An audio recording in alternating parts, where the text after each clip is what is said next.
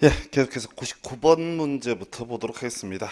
정비 기본계획 그리고 정비계획 등에 관한 설명 옳은 것을 고르시오라고 되어 있네. 그래서 제일 좀 짜증나는 부분 중에 하나 이 파트죠. 전체 그림을 좀 잡기 어렵습니다. 그래서 소위 이제 정비 기본계획이라고 하는 거 앞으로 정비계획 수립 시기라든가 또는 정비구역의 계략적 범주 등을 제시하는 것을 정비 기본계획이라 부릅니다. 그래서 최근 문제에서는요, 이 정비 기본계획 10년 단위로 수립하고 5년마다 재검토 요 쟁점이 한번 출제 포인트로 해서 틀리게 구성이 됐어. 그래서 5번은 일단 오른편이고요. 간단한 거 보십시다.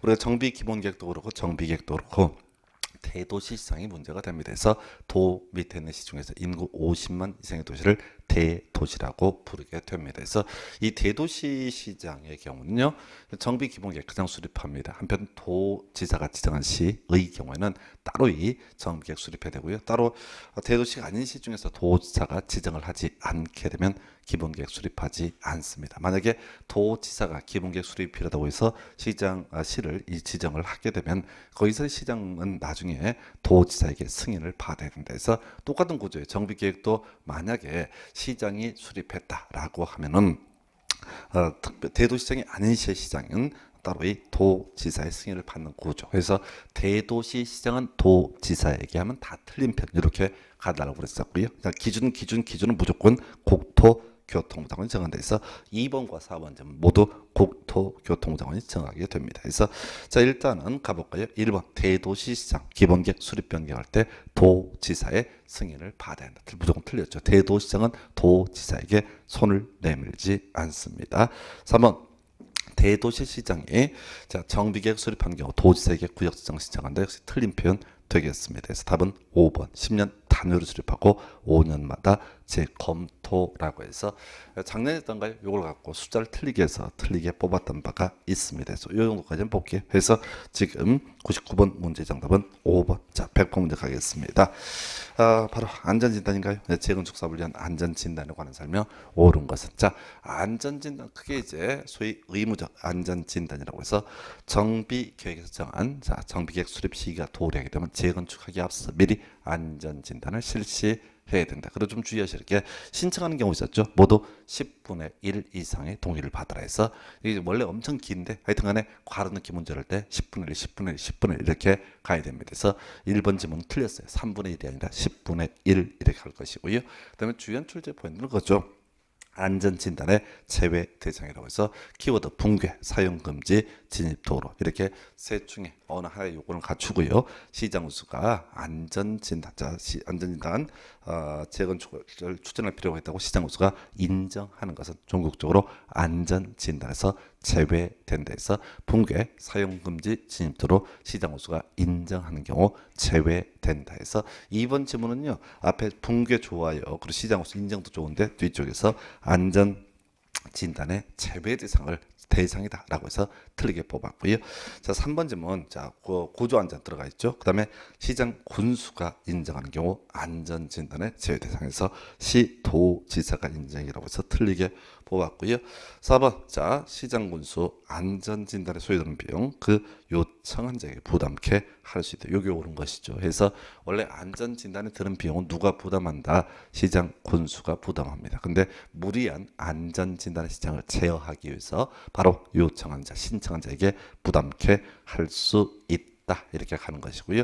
5번 시도지사 안전진단의 결과 도시공개 지역 여건을 검토해서 재건축 시행 여부를 결정한다 해서 틀렸죠. 그래서 시장 군수가 이렇게 하도록 하고 있습니다. 그래서 우리 정비법에서는요. 정비구역 지정 시도지사 요걸 제외하고 다 누가 한다고요? 시장군수, 시장군수, 시장군수 이렇게 가야 돼요. 그래서 주된 출제 포인트는요. 붕괴, 사용금지, 진입도로 등 시장군수가 인정하는 것은 안전진단 대상에서 제외한다. 그래서 이 문제 이제 출제 의도라고 하는 것은 4번 자체가 꼭 중요하다라기보다는 바로 2번, 3번 지문 걸러내실 수 있는 그것을 테스트하게 되는 거죠. 그래서 100번 문제 정답은 결과적으로 4번 되겠습니다. 다음에 101번 문제 조합원이 될 수 없는 자는 이렇게 되어 있네요. 자, 우리 조합원의 자격이라는 것은 토지 등 소유자로 하되라고 되어 있어요. 그래서 일단은 조합원이 되기 위해서는 토지 등 소유자가 돼야 되고요. 그럼 토지 등 소유자는 뭐냐라고 했을 때, 자, 재개발 등에 있어서는 자, 기본적으로 정비구역 안에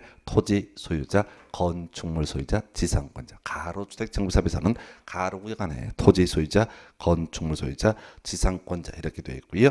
그리고 재건축에서는 주의하실 게 지상권자가 포함되지 않는다라고 해서, 자, 답은 일단 4번인가요? 재건축의 지상권자. 재건축의 지상권자는 그냥 성립할 수가 없기 때문에 바로 토지 등 소유자가 아니고, 토지 등 소유자가 아니라고 한다면 당연히 조합원이 될 수가 없다. 이렇게 얘기를 합니다. 그래서 자, 그래서 101번 문제 정답은 4번. 나머지를 봐서 외우는 게 아니라 그냥 토지 등 소유자가 뭐다? 원칙적으로 정비구역 안에 토지 소유자, 건축물 소유자, 지상권자. 이제 원칙이 범죄 여러 가지 있는데 재개발이 대표적인 케이스가 될 것이고요.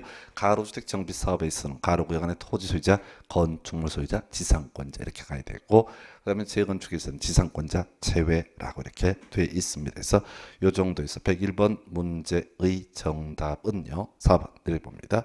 자, 102번 문제 가볼까요? 자, 도시 및 주거환경 정비 법령상 괄호 안에 들어갈 내용 바르게 나열한 것은 이렇게 되어 있습니다. 그래서 보게 되면은 가로주택 정비사업 조합을 설립하려면이라고 되어 있네요. 자, 조합 설립 동의 요건 묻는 거죠. 그래서 재개발은요 4분의 3에 2분의 1 되어 있었고요. 그다음에 가로주택 정비사업은 10분의 8에 3분의 2 단순 암기 하실 내용. 그래서 기억은 10분의 8, 리을은 3분의 2. 그다음에 디귿은 4분의 3, 리을은 2분의 1에서 답은 3번에서 여기 이제 재건축 같은 경우는 너무 어렵다고 재건축은 좀 비워놓고 가달라라고 이렇게 말씀을 드렸습니다. 그래서 재개발하고요 가로주택 정비사업은 정확히 외우자. 그 다음에 이제 욕심부리다면 재개발하고 도시환경 정비사업도 조합도 똑같은 구조로 되어 있다까지 설명을 드린 바가 있습니다. 그래서 그렇게 확인을 해드렸고요. 그 다음에 이제 103번 문제 검토하도록 하겠습니다. 도시 및 주거환경 정비 법령상 관리 처분계획 수립 기준 옳은 것은 모두 몇 개인가 이렇게 되어 있네요. 그래서 보니까요. 자, 먼저 재해 또는 위생상의 위해를 방지하기 위해서 토지의 규모를 조정할 필요가 있을 때 제일 뒤에 공유 지분을 교부할 수 있다 해서 일반적인 얘기를 하는 거죠. 우리가 이제 환지 방식에 따른 도시개발 사업할 때 증환지, 감환지, 그리고 입체 환지 요거랑 비슷한 논리 구조가 공유 지분을 교부할 수 있다. 옳은 편이고요. 두 번째, 너무 좁은 토지 건축물 뒤에 현금으로 청산할 수 있다. 또 정비구역 지정 후 분할된 토지를 취득한 자도 현금으로 청산할 수 있다 해서 역시 옳은 편.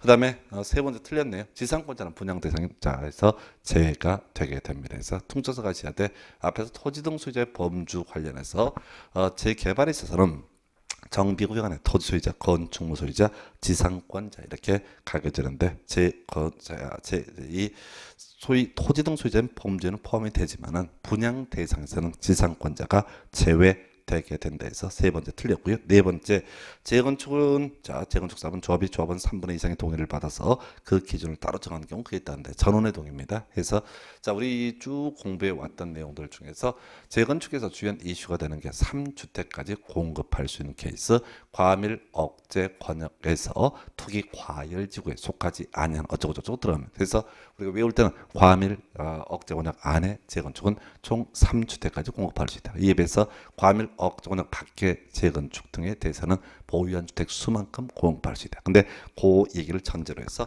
재건축에 있어서는 조합원 전원의 동의를 얻게 되면 따로의 기준을 정할 수 있다 해서 네 번째 또 틀렸고요. 다섯 번째, 과밀 억제 권역에 위치하지 아니하는 재건축 사업의 토지 등 소유자 보유한 주택 수만큼 공급할 수 있다 해서 요건 옳은 거죠. 그래서 지금 틀린 것은요 2개가 되고 옳은 것은 3개에서 103번 문제 정답은 3번 이렇게 얘기를 하겠습니다.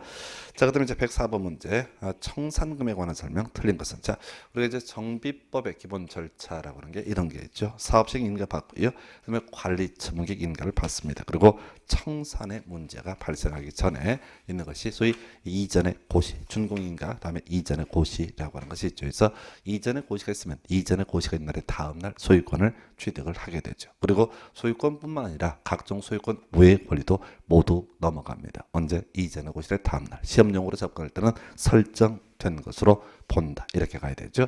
한편 옮겨가 봤더니만 이게 이제 분양 작은 금액을 가진 그런 물건을 분양받은 경우 있다. 해서 저당권자 설정된 것으로 봐야 되는데 보호를 받을 수 없는 경우 있다. 그래서 이 저당권자, 자 바로 저당권의 물상 대위라고 해서 청산금에 대해서 압류 절차를 거쳐서 저당권을 행사할 수 있다. 해서 외울 게 다음 날 이전에 오시는 날에 다음 날 소유권 취득한다. 설정된 것으로 본다. 그리고 저당권을 행사할 수 있다. 이게 가장 기본이 되게 될 것이고요.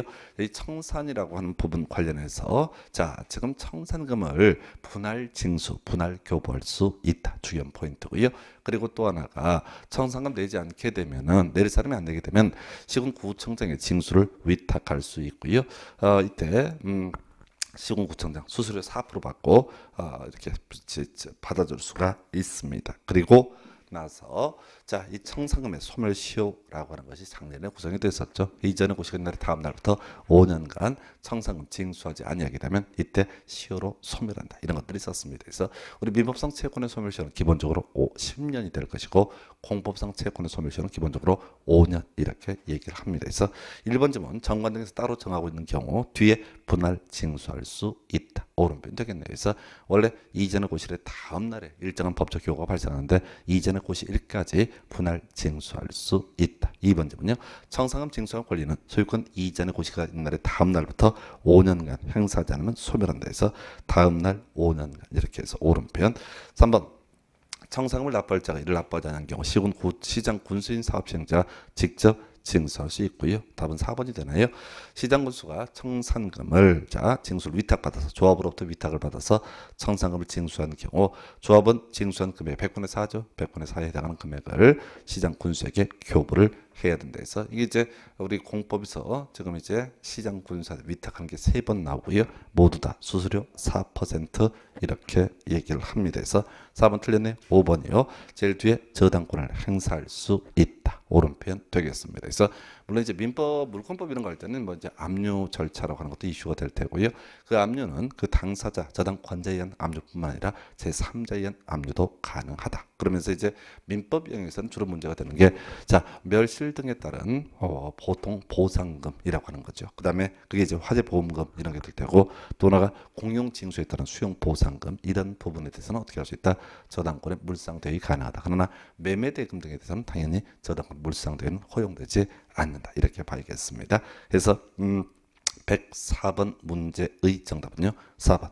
자, 105번 가겠습니다. 자, 건축법이 적용이 배제되는 건축물이 아닌 것을 모두 고른 것. 이렇게 되어 있네요. 그래서 그냥 단순 암기죠. 자, 우리 건축법의 적용 범주 중에서 아예 건축법을 적용하지 않는 것. 지정문화재, 가지성문화재 있었고요.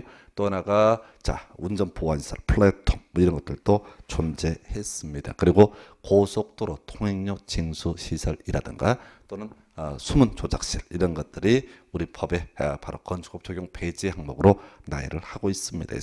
그래서 기업본 가지정문화재도 당연히 지정문화재뿐만 아니라 가지정문화재도 건축법을 적용하지 않습니다. 니은, 디귿, 리을은 방금 설명을 드렸고요. 그래서 지자체 청사 같은 경우는 건축법 적용합니다. 그래서 자 아닌 것은 하나죠. 바로 미음번 하나 이렇게 정리를 하겠습니다. 문제는 아닌 걸 외울 건 아니고요. 인거 적용 배제가 된 것들을 외워 주셔야 됩니다. 그래서 105번 문제의 정답은요. 5번. 106번 가보겠습니다. 그래서 자 건축법령상 건축물의 면적, 층수 등의 산정 방법 해서 자 옳은 것을 모두 고른 것은 이렇게 되어 있네요. 그래서 건축물의 외부 또는 내부에 설치하는 굴뚝 면적은 바닥 면적에 산입하지 않는다. 자 우리 바닥 면적, 우리 건축법 시행령에서는 바닥 면적이 산입하지 아니하는 것만 기본적으로 규정을 하고 있습니다. 그래서 지문에서요 특별한 사정이 없으면 모두 다 바닥 면적에 산입하지 않는다. 다만 좀 주의하실 게 노대하고요. 다락 이게 문제가 될 수 있죠. 기본적으로 노대, 다락이라고 하는 것도 바닥 면적이 산입하지 않습니다. 근데 노대, 바닥 면적이 산입하지 않는다라고만 규정하면 사람들이 발코니, 노대를 몇 미터씩 뽑아내니까 1.5m까지만 노대로 보고 1.5m를 넘어서는 부분은 소위 바닥 면적에 산입을 한다. 이렇게 돼 있었죠. 자. 다락도 마찬가지. 다락도 기본적으로 바닥 면적이 산입하지 않습니다. 근데 이 다락이라고 하는 것의 정의가 기본적으로 층고가 1.5m, 경사진 형태 지붕은 1.8m까지를 다락으로 보게 됩니다. 그래서 이 다락이라고 하는 부분 바닥 면적에 산입하지 않는다라고 하는 것 기본 전제 삼아주시고 다만 이제 시험 지문에 층고가 2m인 다락 이런 거 나오기 때문에 이건 다락이 아니기 때문에 결과적으로 바닥 면적에 산입을 한다 이렇게 봐야겠습니다. 그래서 기억번 일단 맞고요. 니은번 자 이것도 중요한 이슈죠. 우리 용적률 산정을 위한 연면적. 그래서 원래 연면적은 각층 바닥 면적의 합계 이렇게 돼 있죠. 그런데 말이죠. 용적률 위로 쌓아 올리는 것을 규제하기 개념 용적률 산정을 위한 연면적의 지하층 면적, 지상층의 주차 공간, 피난 안전구역, 대피 공간 면적 등은 바로 이때는 어떠다 용적률 산정을 위한 연면적에 산입하지 않는다 해서 니은번이 일단 틀렸고요. 자 디귿번이요. 층의 구분이 명확하지 않은 건축물 4m마다 하나의 층으로 하고 층수를 산정한다. 같이 맞물리는 것이 지하층은 층수에 산입하지 않는다. 건축물 부분에 따라서 층수를 달리하는 경우 가장 많은 것을 많은 층을 그 층수로 산정한다까지 유사한 지문 되겠습니다. 자 리을번 끄트머리 바닥 면적에 산입한다. 틀렸죠? 우리가 외웠던 거 다 뭐라고요? 바닥 면적에 산입하지 않는다. 노대라든가 다락만 좀 변수가 있고 무조건 다 어떻다?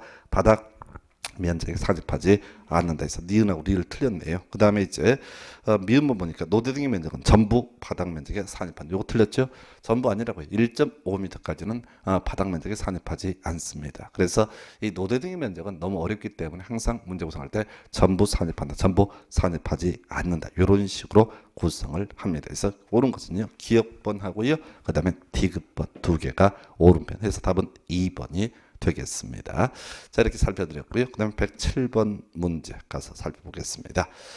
건축 법령상 건축물 높이 제한 등 틀린 것을 고르시오라고 되어 있네요. 그래서 자 우리 높이 제한 그게 이제 가로 구역에 따른 높이 제한이라는 개념이 있었죠. 그래서 도로로 둘러싼 일단의 땅 덩어리를 가로 구역. 그래서 허가권자 가로 구역 단위로 자 높이를 지정 공고할 수 있다. 용도 형태에 따라서 높이를 달리 정하는 것도 가능하다. 한편 특별시나 광역시 단위에서는 조례를 통해서 높이를 정할 수도 있습니다. 이런 게 이제 일반적인 높이 제한이었었죠. 한편 1조 등의 확보를 위한 높이 제한에서 중요한 이슈가 되는 거 일단 용도 지역 중에서 전용주거 일반 주거 지역에서는 일정한 높이 제한합니다. 원칙은 정북 방향 인접대조의 경계선으로부터 경계를 하고요. 일정한 경우 정남 방향 인접대조의 경계선으로부터 일정한 거리를 경계하는 경우도 있습니다. 출제하는 포인트는요. 바로 공동주택이라고 하는 것이죠. 공동주택에 있어서는 일정한 높이 제한 또 적용을 하죠. 뭐 채광 방향 또는 인동거리라는 개념이 문제가 될 수가 있는데요. 자, 이 채광 방향, 인동거리라고 하는 개념과 관련해서 만약에 이 공동주택의 중심 상업적, 일반 상업적일 때는 아예 높이 제한을 적용하지 않는다. 이게 이제 출제 포인트고요. 그래서 원래 공동주택은 일정한 높이 제한을 적용하는데 중심 일반 상업적에 있어서의 공동주택은 높이 제한, 1조 등의 확보를 위한 높이 제한 규정을 적용하지 않는다. 그 외 마지막 쟁점으로서 2층 이하이고 8m 이하인 건축물은 아예 높이 제한 규정을 적용하지 않는다. 그래서 자 지금 보니까 1번 허가권자 가로구역별 바로 높이를 지정하려면 건축위원회 심의를 거쳐야 된다. 오른편. 2번 허가권자 같은 가로구역에서 용도 형태에 따라서 높이를 다르게 정할 수 있다. 오른편 되겠고요. 1번은 뭐 절차 지문이니까 별로 안 중요합니다. 3번 지문 일반 주거자 간에 건축하는 건축물 1조의 확보를 위한 높이 제한이 적용된다 해서 용도적 기준 뭐라고 그랬어요? 전용주거 일반 주거에서는 일정한 높이 제한 규정 적용됩니다. 자 4번이요. 중심상업적 공동주택 끄트머리 높이 제한이 적용된다. 틀렸죠? 자 중심 일반 상업적에서는 공동주택이라고 할지라도 높이 제한 규정 적용하지 않습니다. 그래서 4번 틀렸고요. 5번 이것도 알아야 되죠. 2층 이하로서 8m 이하인 건축물 얘가 가리면 얼마나 가린다고 해서 2층 이하, 엔드 8m 이하 이런 두 가지 조건을 모두 충족하면 아예 높이 제한 규정 적용하지 아니할 수 있다라고 해서 107번 문제 정답은요. 4번. 108번 문제 바로 갑니다. 건축주가 착공 신고를 하는데 건축물의 설계자로부터 구조 안전의 확인서를 받아서 허가권자에 제출해야 할 것이 아닌 것에 대해서 일단은 이제 기본 층수라고 하는 것, 자 우리가 이렇게 말씀을 드립니다. 그래서 안전에 좀 신경을 써야 된다라고 했던 거, 기본 층수 2층 이상이면 어떻게 해라? 구조 안전 확인서를 제출해라. 근데 목구조 건축물이다. 그러면 3층 이상일 때 바로 뭘 해라? 구조안전 확인서를 제출해라. 그다음에 연면적 500 이상인 건축물. 근데 출제하는 포인트 창고, 축사, 작물 재배사 등은 그러하지 아니하라. 높이 13m, 1500m, 기둥과 기둥 사이 거리가 얼마? 10m 이상. 해서 답은 1번인가요? 해서 옛날엔 숫자를 묻는 문제가 주로 구성이 된 바가 있습니다. 그런데 문제는 뭐냐면은 뭐가 된다고요? 요즘은 이제 예외 항목이죠. 그래서 설령 그 건축물의 연면적이 500 이상이라고 할지라도 그 건축물의 종류가 창고, 축사, 작물 재배사다라고 한다면 이때는 구조 안전 확인 서류 제출하지 않아도 된다 해서 우리가 이제 이 건축물 관련 규제, 건폐율, 용적률, 높이전, 1조 등의 확보를 위한 높이전 그리고 내릴 수 있는 게 우리가 준비할 수 있는 게 바로 구조 안전 확인 서류에 제출해서 108번 문제 정답은 1번 이렇게 얘기합니다.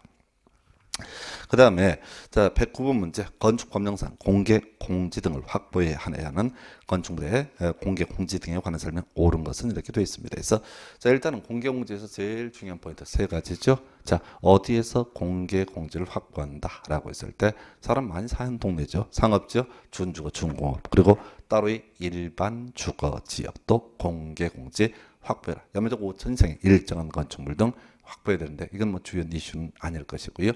그 다음에 이제 공개공지 설치 면적 대지 면적이 100분의 10 이하라고 할 것이고 그 다음에 이렇게 공개공지 설치되면 건축주한테는요 용적률 높이전 1.2배까지 완화 적용을 할 수 있다. 요 정도가 주요 이슈에서 지금요 1번 보니까 자 이건 이제 공개공지 설치되는 세유입니다. 일반적으로 몰라요. 하나로마트를 얘기하는 건데 하나로마트는 공개공지 확보하지 않습니다. 그래서 농수산물 유통시설 이게 이제 건축물의 종류 중에 예외 항목 어려워요. 2번 집은 공개 공지 면적은 대지 면적이 얼마? 100분의 10. 이건 꼭 알아야 되죠. 20이라서 틀렸고요. 3번도 알아야 돼요. 자 용적률 1.5배 아니죠. 1.2배죠. 그리고 여기 들어가면 안 되는 게 건폐율 1.2배 하면 틀려요. 용적률하고 높이자면 1.2배까지 완화 적용할 수 있습니다. 4번도 별로 안 중요한데 뒤에 없다니까 틀린 거고요. 그 다음에 5번 지문 보니까 바로 높이전 1.2배까지 완화 적용할 수 있다 해서 109번 문제 정답은요 5번 이렇게 얘기합니다. 그래서 정리하면 나머지는 뭐 이슈가 들어야 안 되고요. 지금 문제가 요즘에 계속 나왔던 게 용도 지역 가지고 주로 구성이 됐어요. 그래서 상업지역, 준주거, 준공업지역, 일반 주거지역 이게 공개 공지 설치 대상이다 이렇게 봤던 것이고요. 설치 면적 대지 면적의 100분의 10 그리고 용적률하고 높이전 1.2배까지 완화 적용한다 해서 109번 문제 정답은 그래서 5번. 이 문제 같은 경우는 4번이나 1번 같은 게 좀 어려울 수도 있을 거예요. 근데 답이 되지 않는 지문이다. 이렇게 정리를 합니다. 110번 문제예요. 자, 건축법령상 지역 지구에서 건축물에 관한 설명 옳은 것은 해서 자, 요거는 이제 깊이가 건 없고요. 딱 한 가지죠. 우리가 이제 하나의 대지가 둘 이상의 용도지역이 물려 있다라고 했을 때 건축법에서는 그 대지의 과반이 속하는 지역 등에 관한 규정을 적용한다. 원칙은 안 나와. 왜 이렇게 뭐라고요?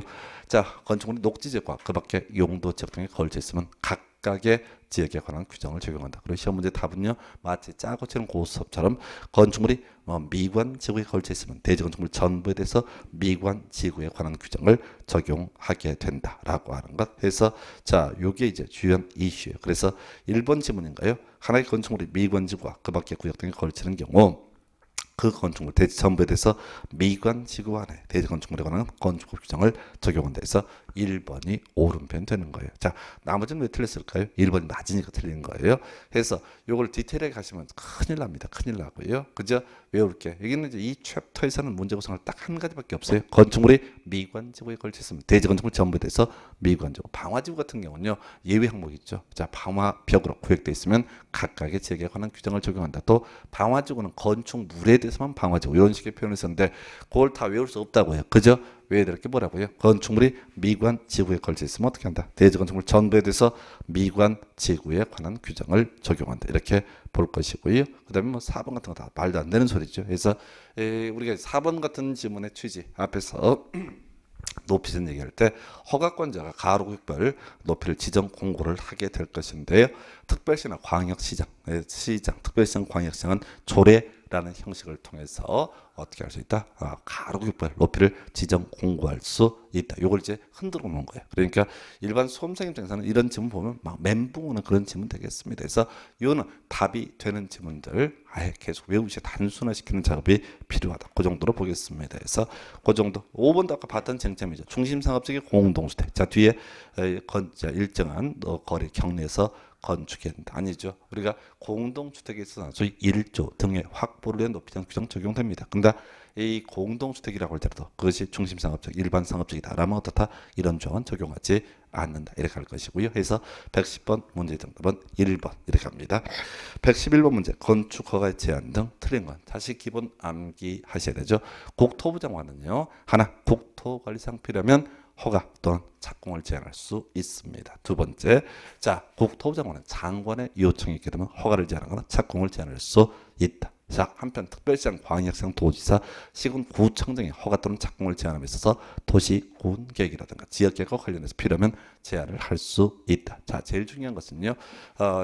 요거 하나 더 얘기하고 특별시장, 광역시장, 도지사가 제한했을 때 한 단계 위에 있는 국토부 장관한테 보고해야 되고 국토부 장관은 해제를 명할 수 있다. 이런 흐름으로 갑니다. 그리고 출제하는 포인트 가장 중요한 것은 제한 기간이죠. 제한 기간 바로 2+1회 1년에서 최장 3년까지 허가를 제한할 수 있고 착공을 제한할 수 있습니다. 그래서 자 1번 지문 국토부 장관, 국방부 장관 요청. 자 그 뒤에 허가를 제한할 수 있다. 오른편. 2번 특별시장은 도시군 계획 뒤에 시군 허가를 받은 건축물의 착공을 제한할 수 있다. 오른편이죠. 자 목적 물어봤어요.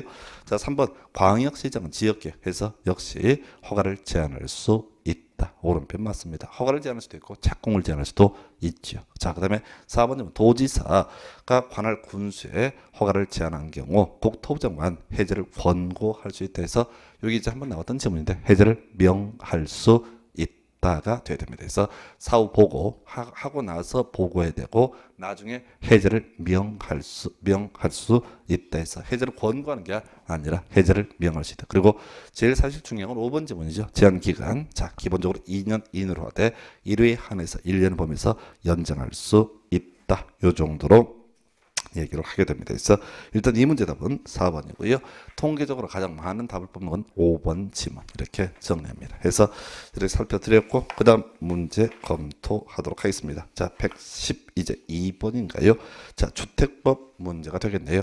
준주택 모두 몇 개인가? 23회 때 나왔고 지금 한 5년 동안 출제가 되지 않고 있습니다. 그래서 이 준주택이라고 하는 거 원래 주택이 아닌데 주거 용도로 쓸 수 있는 것들 해서 이명박 정부 시절에 만들어졌던 개념이고요. 자 기숙사라든가 다중생활시설, 노인복지주택 그리고 오피스텔까지 이렇게 네 가지가 뭐가 된다? 준주택이라고 얘기합니다. 그래서 이 주택법 파트는 특히 이제 용어의 정의 관련한 부분이 1년에 적으면 한 문제, 많으면 두 문제가 구성이 되는데 좀 단순하게 가야겠고요. 작년에 이제 세대 구분형 공동주택 이런 것도 출제가 된 바가 있고요. 그 정도까지 해서 110번, 12번 문제 정답은 옳은 것은 4번 4개 되겠습니다. 자, 113번 문제 26회 때 나왔던 문제와 관련되는 거죠. 자, 우리가 이제 주택법에 따라서 주택을 건설, 공급할 수 있는 자격을 갖춘 자 우리가 사업주체라고 부르게 됩니다. 그래서 이 사업주체 등록사업자가 있고요. 비등록사업자 있습니다. 비등록사업자 국가, 지자체, 공사라든가 혹은 또 뭐가 있냐면 국가지자체 공사 있고요.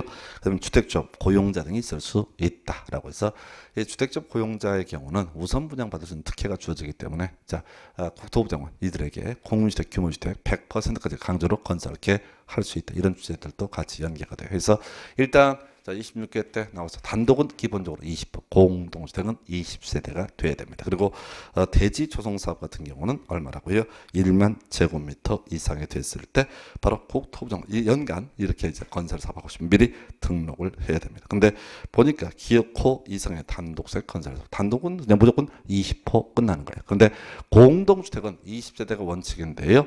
바로 도시형 생활주택일 때는 얼마? 30세대라고 됐죠. 그래서 기업 니은이 돼야 되는데 저 오타가 안 들어가 있네요. 기억란에서 바로 기억은 20호, 그 다음에 니은은 30세대라고 하는 거죠. 이렇게 기억을 해 주셨으면 좋겠습니다. 그래서 113번 문제의 정답은요, 바로 3번 이렇게 정리합니다. 114번 문제예요. 지역주택조합 관련해서 옳은 것을 고르시오. 자, 일단 주택조합 종류가 지역조합이라는 게 있고 건설을 위한 직장조합, 그 다음에 국민주택을 공급하기 위한 직장조합 등으로 구분할 수 있습니다. 물론 모델링 주택조합도 주택조합의 한 종류로 우리 법에서 나열을 하고 있고요. 해서 이 지역조합이라고 하는 거 일단은 자, 설립하려면 인가 받아야 됩니다. 그래서 변경 해산을 뜯어 인가를 받아야 할 것이고요. 그래서 인가 받기 위해서 토지 사용 승낙서 100분의 80 이상을 확보를 해야 됩니다. 그래서 이렇게 조합이 설립되게 됐을 때 조합원 수 기본적으로 20명 이상 이해되는데 중요치 않고요. 이때 조합원의 자격이라고 하는 거 무주택자 조합 설립인가 신청 일 기준으로 해서 그때부터 입주 가능일까지 무주택자 또는 85제곱미터 이하의 주택을 한 채 소유한 자, 이런 사람이 바로 지역조합의 조합원 될 수가 있고, 이런 조합원을 모집하면서 기본적으로 공개 모집을 원칙으로 작년하고 법이 바뀐 부분이죠. 다만 예외적으로 자 선착순 분양도 가능하다 해서 이게 이제 미분양 같은 게 나왔을 때 얘기입니다. 그 정도 보시고요. 1번 등록사업자와 공동으로 주택건설 사업을 하는 조합은 국토부장관에게 주택건설사업 등록을 해야 된다. 틀렸죠? 비등록사업자의 일종이 되는 거죠. 그래서 이게 주택조합 혼자서 지역조합이 혼자서 삽질하는 게 아니라 등록사업자와 결합해서 주택건설사업을 하는 경우, 이런 경우에는 어떻다고요? 바로 등록을 하지 않고도 주택건설사업을 할 수 있습니다. 2번 질문요. 조합을 설립하는 경우 대지의 100분의 80 이상의 토지 사용 승낙서를 첨부해서 시장구수 구청 등의 인가를 받아야 된다 해서 옳은 표현 되겠습니다. 자, 요거랑 비교할 게 나중에 리모델링 주택조합 같은 경우는요, 대지에 대한 토지 사용 승낙서는 필요가 없습니다. 다만 리모델링 같은 경우 증축일 때는 15년이 지났다는 사실, 대수선의 경우 10년이 지났다는 사실 등을 입증을 해 보여야 된다. 그 정도고요. 3번 조합과 등록사업자 공동으로 사업을 시행하면서 시행하는 경우 등록사업자 자신의 귀책 사유로 발생한 손해에 대해서 손해배상 책임을 지지 않는다 해서 두 개 나와요. 업무대행자 손해배상 책임을 진다. 또 하나가 누가 있다고요? 바로 등록사업자도 손해배상의 책임을 진다. 18회도 답을 뽑았던지 상당히 긴데 우리가 외워야 될 것은 손해배상의 책임을 진다. 단순하게 가셔야겠습니다. 그래서 3번 틀렸고요. 4번 조합설립인가 신청일로부터 입주 가능일까지 90제곱미터 주택을 한 채 보유한 자. 이 사람은 조합원 자격 없죠. 우리가 지역조합의 조합원 자격은 무주택자 또는 뭐라고요? 85제곱미터 이하의 주택을 한 채 소유한 자. 그래서 요게 이제 4번 틀렸고요. 5번 뒤에 손해를 배상할 책임이 없다. 똑같은 구조죠. 그래서 지금 3번하고 5번 묶어서 자, 업무 대행자가 됐든 등록 사업자가 됐든 손해를 배상할 책임이 있다라고 이렇게 얘기를 합니다. 그래서 114번 문제 정답이라고 하는 거 이렇게 해서 자 2번이었네. 2번 가지고 구성을 해봤고요. 115번 문제 가겠습니다. 주택법령상 주택건설을 위한 대지의 소유권 확보 대책 등 틀린 것을 고르시오. 일단 기본 구조. 자, 우리가 이제 대지 소유권 확보 대책에서 문제가 되는 게 국공유지 우선 매각 임대라고 하는 것이 있죠. 그래서 이 국가지자체가 소유하고 있는 토지를 자 우선 매수하고 임차할 수 있는 사람, 조합주택을 건설하는 자고요. 또 하나가 공민주택 규모주택을 50% 이상 건설하는 사람, 이 사람은 우선 매수 임차할 수 있습니다. 그리고 이렇게 우선 매수 임차가 이루어지면 2년 내 사업에 착수해야 되고 2년 내 사업에 착수하지 않게 되면 자 바로 환매하거나 임대계약 취소할 수 있다. 이런 거 있었고요. 채비지라고 하는 거 도시개발법에서 도시개발사업에 드는 비용의 충당에 의해서 시행자 몫으로 빼놓은 땅을 채비지라고 부르게 됩니다. 그래서 이 채비지 총면적 2분의 1의 범주 내에서 우선 자 공민주택 용도로 쓰겠다는 사람에게 우선 그 사람 매수를 할 수 있고요. 출제하는 포인트 채비지 바로 공급 가격 원칙은요. 감정가라고 되어 있죠. 근데 예외적으로 조성 원가라고 하는 게 있습니다. 둘 중에 하나입니다. 바로 85제곱미터 이하의 바로 임대주택하고요. 자, 그다음에 60제곱미터 이하의 국민주택이라고 하는 부분. 이 부분은 어떻게 할 수 있다? 조성 원가로 할 수 있다 해서 1번 질문 지자체 자 국민주택 규모주택 50% 이상 했을 때 우선 매각할 수 있다. 2번 국가는 그가 소유한 토지를 임대함에 있어서 조합주택 건설 목적으로 하는 토지를 임차를 원하는 자가 있으면 그에게 우선적으로 토지를 임대할 수 있다. 그 다음 맞고요. 자, 그 다음에 3번 2년이라는 것도 맞습니다. 4번이요. 2분의 1 맞고요. 답은 5번이잖아요. 지금요. 지금 이제 주거 전용면적 85제곱미터 이하의 임대주택 조성 원가로 할 수 있다. 60제곱미터 이하의 공유주택 조성 원가로 할 수 있다 해서 답은 5번. 해서 우리가 왜 이렇게 뭐라고요? 이 세부제 양도 가격 관련해서 조성 원가로 할 수 있는 게 두 개가 있습니다. 그래서 주거 전용면적 85제곱미터의 임대주택하고요. 또 하나가 지금 문제가 되는 것이 바로 60제곱미터 이하의 공민주택이라는 것도 조성 원가에서 아마 이제 기승전결하면 뒤쪽에서 이제 답을 뽑을 때 요거 가지고 답을 뽑을 가능성이 높아 보이고요. 그 전에 이제 답을 뽑았던 것 중에 하나가 뭐냐면은 2번 질문인 거예요. 자, 조합주택 건설 목적으로 하는 자에게도 우선 매각 임대할 수 있다. 그 정도로 보겠습니다. 그래서 115번 문제 정답은 5번이 틀린 표현. 116번 문제예요. 주택법령상 입주 예정자 보호 대책으로 자 관한 설명으로 과론에 적절한 건 제일 어려운 거죠. 그래서 자 우리가 주택법에서요 입주 예정자를 보호하기 위해서 원칙적으로 입주자 모집 공고 승인 신청일 이후부터 소유권 이전 등기를 신청할 수 있는 날 이후 60일까지 기간 동안 소위 저당권 설정이 금지가 되고 양도 등의 방법으로 이 재산을 처분하는 것도 금지가 되게 됩니다. 자, 그런데 만약 사업 주체가 누가 주택조합이다라고 한다면 이때는 바로 사업계획 승인 신청일 이후부터 소유권 이전 등기를 신청할 수 있는 날 이후 60일까지 기간 동안 소위 저당권 설정 등을 할 수가 없다라고 해서 이게 외울 게 뭐냐면 신청 60일 이렇게 무식하게 외우시면 돼. 그래서 만약에 사업 주체가 주택조합이다라고 하면 사업계획 승인 신청일로부터 자, 소유권 이전 등기 신청할 수 있는 날 이후 60일까지가 이렇게 오시게 될 거고 그 다음에 주택조합이 아닌 일반적인 사업 주체에서는 뭐라고요? 사자, 입주자 모집 공고 승인 신청일 이후부터 소유권 이전 등기 가능한 날 이후 신청할 수 있는 날 이후 60일까지의 기간에서 좀 문제를 쉽게 구성했네요. 그래서 지금 이 문제의 답은 사업계획 승인 신청일 이후부터 쭉 가서 60일이라고 하는 거에서 답은 3번이 되겠습니다. 그래서 자 이거 이제 21회인가 20회 때 마지막 구성이 되고 안 나왔는데 공급 파트에서 워낙 중요한 이슈 중에 하나예요. 공급 파트 총 5개 출제 포인트가 있게 되는데 그 중에 하나가 소위 저당권 설정이 금지라는 주제가 될 것이고요.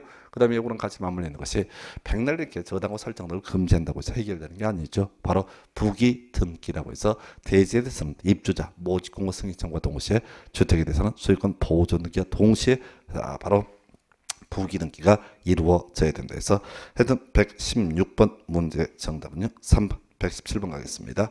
자, 요즘 한참 유행하고 있던 문제 중에 하나죠. 자, 주택법령상 주택 공급 관련해서 금지되는 공급절에서 교란 행위에 해당하는 것을 모두 고르면서 일단은 우리가 주택법에서는 내 집 마련할 수 있는 지위 증서의 예로서 자 주택조합원의 지위라든가 그다음에 또 하나가 입주자 저축증서 그리고 주택상환사채 이런 것들 양도, 양수, 알선, 광고 등 금지가 됩니다. 그래서 자, 세 가지는 무조건 해야 돼. 주택조합원의 지위, 그다음에 주택상환사채, 입주자 저축증서 이거 이제 주택법에서 내 집 마련하라고 만드는 개념들이거든요. 이걸 투기의 대상으로 삼는다. 즉 양도, 양수 등을 하면 당연히 금지가 안 된다. 근데 출제 포인트는 이것들을 자 양도를 하긴 하는데 그것이 상속도 저당 등의 대상이 된다라고 한다면 이것은 규제 대상이 아니다라고 해서 거기 보게 되면 주택을 공급받을 수 있는 지위의 매매 이건 금지가 됩니다. 두 번째 주택 상환세제 저당 그다음에 입주자 저축증세 상속 이건 맞는 거죠. 그래서 이 두 개는 일단은 어떻다고요? 바로 금지되는 행위가 아니다. 그 외에 나머지 그 밑에 나와 있는 게 이주 대책 대상자 뭐 확인서라든가 뭐 이런 것들 건물 철거 확인서 이런 거 나오는데 그건 중요치 않아요. 그래서 일단 여기는 줄줄줄 꿰것 중에 하나가 뭐냐면 주택조합원의 지위, 입주자 저축증서, 주택상환사채 이런 것들 양도, 양수, 알선, 광고 등 금지된다. 출제하는 포인트는 근데 요즘 뭐라고요? 상속 저당에 의한 경우는 어떻다? 그러하지 아니하다. 그래서 외울 게 뭐라고요? 상속 저당, 상속 저당이 바로 이건 금지되는 행위가 아니다. 이렇게 해석을 하게 됩니다. 그래서 117번 문제는 그래서 상속 저당을 제하니까 기업, 리을, 미음은 바로 교란 행위에 해당이 되게 될 것이고요. 그 다음에 나머지 니은 이것은 교란 행위가 아니다라고 이렇게 얘기를 합니다. 그래서 기업, 리을, 미음 답은 3번 이렇게 정리하겠습니다. 자, 118번 문제 가볼까요? 주택법령상 주택 공급 등에 관한 설명 틀린 것은 이렇게 되어 있네요. 그래서 자, 일단 뼈대 잡으셔야 되죠. 자, 우리가 이제 주택에 대한 분양이 선분양이 있고요.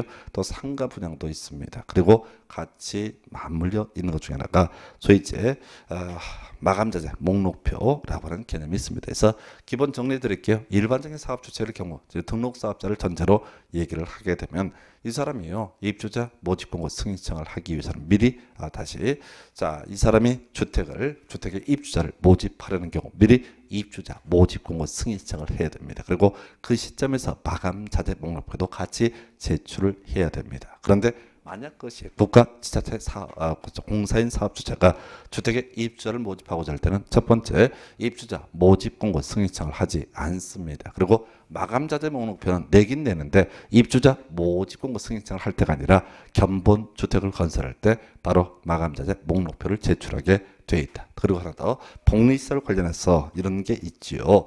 바로 일반적인 사업주체가 등록 사업자가 복리시설에 입주자를 모집하고 싶을 때는 시군구청장에 신고를 해야 되는데 국가 지자체 공사인 사업주체의 경우에는 어떻다? 이때는 바로 신고하지 않아도 된다. 항상 시험 문제는 국가 지자체 공사라고 하는 것을 가지고 시험 문제 구성이 되죠. 1번 지문 사업주체가 시군구청장의 승인을 받으려는 경우 마감자재 목록표와 견본주택의 각실 내부를 촬영한 영상물을 제작해서 시군구청장에게 제출해야 된다 해서 법조문 그대로 끌고 온 건데 깔끔한 지문은 아닙니다. 그래서 일단 유보. 2번 토지주택공사가 사업주체로서 주택의 입주자를 모집하려는 경우 시군구청장의 승인을 요하지 않는다. 이건 정확히 알아야 되죠. 자, 3번 한국토지주택공사인 사업주체가 견본주택을 건설하는 경우 자, 마감자재 목록표 등을 시군구청장에게 제출해야 된다. 요거는 거죠. 일반적인 사업주체에 있어서는 언제 입주자 모집공고 승인청과 동시에 마감자재 목록표 제출을 해야 됩니다. 그런데 만약에 토지공사, 지방공사, 국가 이런 지자체에 있을 때는 이때는 견본주택 건설 시에 제출을 하게 되어 있고요. 4번 지방공사가 사업주체로서 복리시설의 입주자를 모집하는 경우 시군구청장에 신고하지 않아도 된다. 오른편. 5번요. 시군구청장. 자, 2년 이상 보관해야 됩니다. 그래서 이건 뭐 사실은 이제 앞에 나머지 내용 전반을 물어보는 지문이고요. 답을 쌀 때는 5번을 가지고 틀리게 구성을 해봤습니다. 그래서 118번 문제 정답은 5번. 자, 119번 문제. 농지증을 발급받아야 하는 경우는 자, 우리가 이제 농지법이라고 하는 주제에서 농지증 발급받아야 되는 것으로서 가장 중요한 게 주말 체험 영농하고요. 농지 전용 허가 또는 신고를 한 농지의 취득 이렇게 되어 있습니다. 그래서 다만 이제 부동산 등기법을 공부하시는 분들 입장에서는 그런 게 있지요. 자, 사인이 타인의 농지를 취득하고자 할 때 농지증을 발급받아라. 그래서 사인이 아닌 경우, 즉 공적 주체가 농지를 취득하면서 농지증을 요하지 않습니다. 공적 주체, 국가, 지자체, 농어촌공사 등이 있을 수 있겠고요. 또 농지 전용 협의를 완료한 농지 취득도 의미상 공적 주체에 의한 취득 따라서 농지증을 요하지 않습니다. 자, 한편 타인의 토지를 타인의 농지를 취득할 때 농지증 발급받아야 됩니다. 근데 자기 농지 그대로 가져오는 경우 공유물의 분할이라든가 시효 완성, 시효 취득자, 시효 취득이라든가 또는 진정 명의 회복 뭐 이런 것들도 있을 수 있겠죠. 그래서 이런 경우에는 뭐 상속도 마찬가지입니다. 회자, 농업법인 합병도 마찬가지가 될 것이고 내 땅 내가 가져올 때는 농지증을 요하지 않는다. 이래 갈 것이고요. 그다음에 이제 등기법에서 문제가 되는 게 가등기를 통해서는 물권 변동 효력이 발생하지 않습니다. 그래서 이런 경우 가등기에 있어서는 바로 농지증을 요하지 않는다. 해서 지금 답은요. 일단 1번 농업법인 합병이라고 해서는 내 땅 내가 찾아오는 거죠. 농지증을 요하지 않습니다. 농지 전용 협의 이건 공적 주체를 의미합니다. 그래서 농지증 요하지 않고요.